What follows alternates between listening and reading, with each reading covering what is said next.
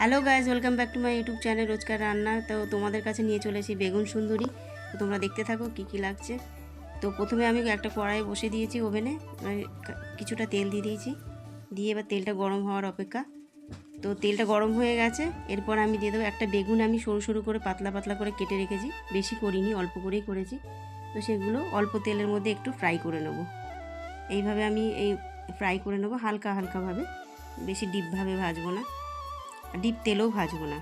এটা খুব হালকা তেলেই রান্না, আর খুব মানে সামান্য উপকরণ দিয়ে এইসবগুলো রান্না হয়ে যাচ্ছে, কিছুই লাগছে না।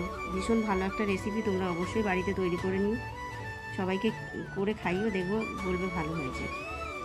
তো যাই হোক, দেখো আমি এইভাবে উল্টে পাল্টে নিচে, প্রচণ্ড পাতলা পাতলা তো উল্টাতে অনেক অসুবিধা হচ্ছে। তো দেখো আমার এইভাবে বেগুনগুলো হালকা মতো আমি ফ্রাই করে নিয়েছি আর হয়েও গেছে। এবার আমি আস্তে আস্তে একটা একটা করে তুলে নেবো। এত পাতলা যে উঠতেই চাইছে না। তো যাই হোক, কোনোরকমভাবে আমি এগুলোকে তুলে নিলাম।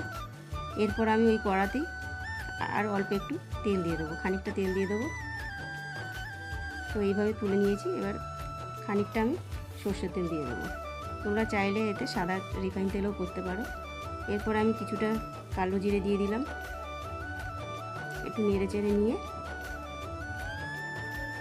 আমি এর মধ্যে 1 চামচ সাদা সর্ষে, 1 চামচ কালো সর্ষে, 2 চামচ পোস্ত, 3টে কাঁচা লঙ্কা আর 6-7টা কাজু বাদাম নিয়েছি, নিয়ে পেস্ট করে নিয়েছি। নিয়ে এরপরে এবার আমি এটাকে কড়াইতে গরম তেলে দিয়ে দিলাম,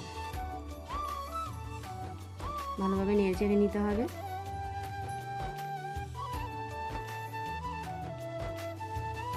দেখো জলটা শুকিয়ে গেছে, তেলটাও ছাড়তে শুরু করেছে। আর আমি এর মধ্যে 4 চামচ টক দই নিয়ে দিয়েছিলাম, তার মধ্যে আমি কিছুটা কাশ্মীরি লঙ্কার গুঁড়ো দিয়ে এটাকে ভালো করে ফেটিয়ে নিয়ে এবার কড়াতে আমি দিয়ে দেবো, মশলাটার মধ্যে দিয়ে দেবো। তো এইভাবে আমি দিয়ে দিলাম, দিয়ে এবার আবার নেড়ে চেড়ে খানিকক্ষণ একটুখানি মশলাটাকে নাড়তে হবে। ভীষণ তাড়াতাড়ি একটা রান্না, তোমরা চটজলদি রান্নাও করে নিতে পারবে। যারা বেগুন খায় না তারা এই রান্নাটা করে খাওয়ালে অবশ্যই বারবার খেতে চাইবে। তো টক দইয়ের যে বাটিটা ছিল তার মধ্যেই আমি কিছুটা একটু জল দিয়ে কড়াইতে দিয়ে দিলাম, মশলাটাকে ভালোভাবে এটা তৈরি করার জন্য, যাতে ভালো মতো এটা মশলাটা তৈরি হয়ে যায়। গ্রেভি গ্রেভি থাকবে, এটা কিন্তু ঝোল হবে না। তোমাদের আশা করি এই রেসিপিটা খুব ভালো যদি লেগে থাকে তো অবশ্যই লাইক শেয়ার সাবস্ক্রাইব করতে ভুলো না। আর তার মধ্যে আমি আবার কথা বলতে বলতে দেখো, তার মধ্যে আমি কিছুটা একটু চিনি দিয়ে দিলাম মশলাটা ব্যালেন্স হওয়ার জন্য। তো এইভাবে তোমরা যদি মশলাটা মশলার মধ্যে যদি চিনি নাও খাও, অনেকে চিনি পছন্দ করে না, তো তোমরা নাও দিতে পারো।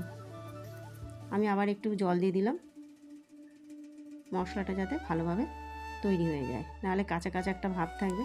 তো এইভাবে আস্তে আস্তে যখন মশলাটা ফুটে যাবে, দেখো তেলটাও দেখো সাইড দিয়ে ছেড়ে গেছে, আর আমি তার মধ্যে 2-3টে কাঁচা লঙ্কাও দিয়ে দিয়েছি।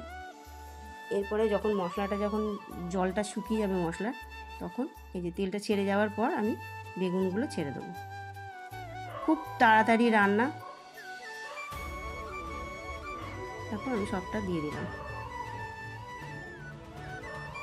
দিয়ে এবার একটু খানিকক্ষণ 2-5 মিনিটের মতো নাড়াচাড়া দিয়ে আমি এবার নামিয়ে দেব।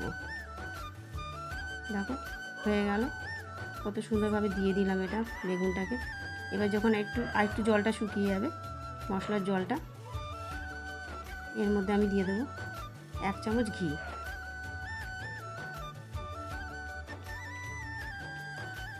এক চামচ ঘি দিয়ে দিলাম।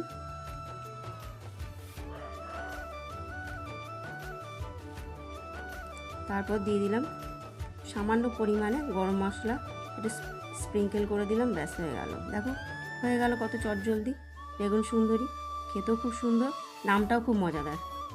দেখো আমার বেগুন সুন্দরী তৈরি। তো তোমাদের আশা করি ভালো লেগেছে, তোমরা এইভাবে আমার পাশে থেকো, সাথে থেকো।